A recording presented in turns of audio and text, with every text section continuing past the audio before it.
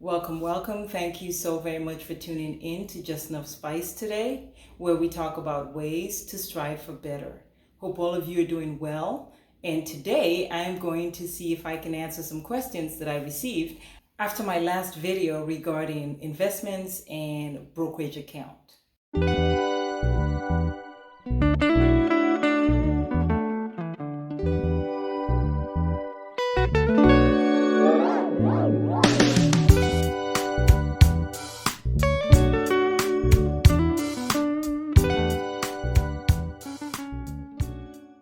So you have decided to open a brokerage account.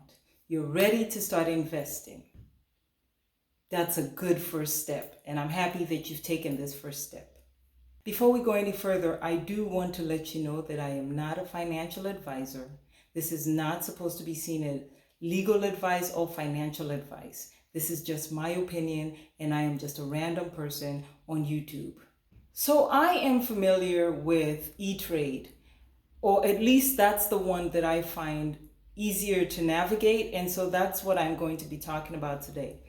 Again, before I go any further, I am not affiliated with E-Trade. This is just a tool that I use, and I thought that because I use it and it seems very simple to navigate, that I would share it with you guys.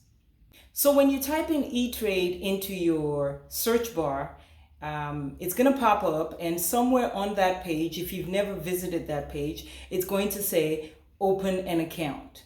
That's what you want to click when you want to open a brokerage account. It's going to ask you a few simple questions, and I'm going to try to go over a few of the questions just so you have an idea as to what to expect. So when you click into the open an account, it's going to show you a few different types of accounts you can open.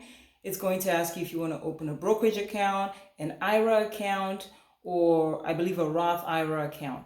You want to click onto the brokerage account. After you click onto the brokerage account, it's going to ask you if you want to open an individual account, a joint account, and I believe there's some others. There are probably two others that it lists. You want to click onto the individual account and press continue. Once you click that, it's going to ask you if you are an existing customer. Obviously, you're just going to put no if you've never visited this site, and click continue. So the next step, it'll ask you for your name and some personal information, including your social security number. Now, please keep in mind that the reason why they ask you for your social security number is so that they would report when you make money, which is what we're here to make.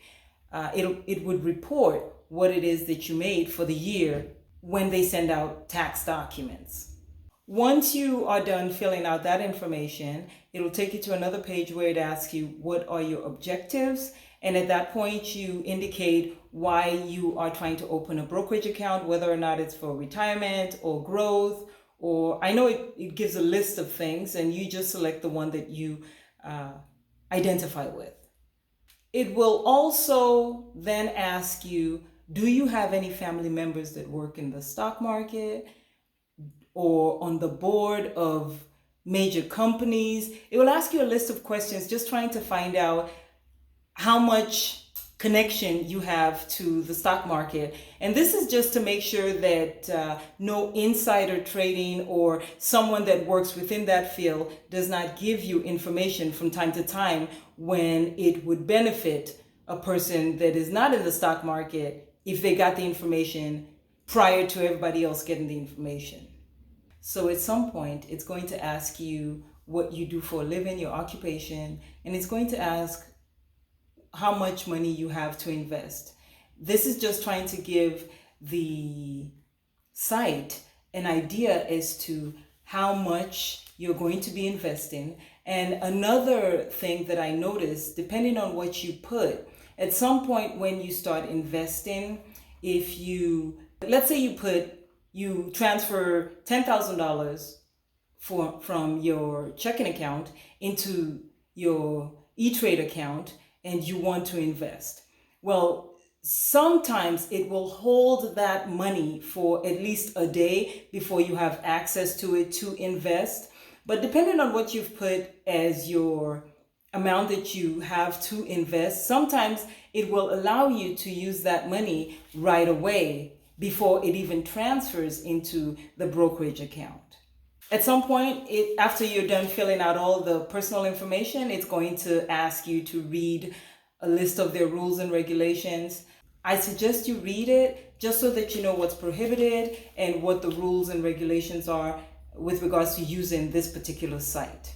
After you sign the agreement, you now have a brokerage account. You are ready to go out there and invest. You are ready to now go out there and put money to work for you. Once again, thank you so very much for tuning in to Just Enough Spice. I hope you were able to get some beneficial information to move you from where you are to move you to where you want to be. I will do a few other videos where I go in depth as to the difference between stocks, companies that offer dividend stocks and companies that offer growth stocks.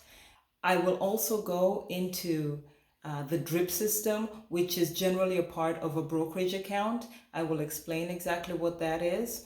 I will go into pitfalls that we want to be cognizant of when we are investing. I will also go into placing our very first order, how we go about doing that. So one last thing before I forget, please keep in mind that even though your brokerage account is open, you will be receiving an email at some point within the next day or two where E-Trade will request you to upload some documents just to prove your identity. Thank you again for tuning in to Just Enough Spice. I hope that I was able to share some information that was beneficial. If you like this video, please give me a thumbs up. Please share and subscribe and turn on the notification bell, and I will see you on the next one.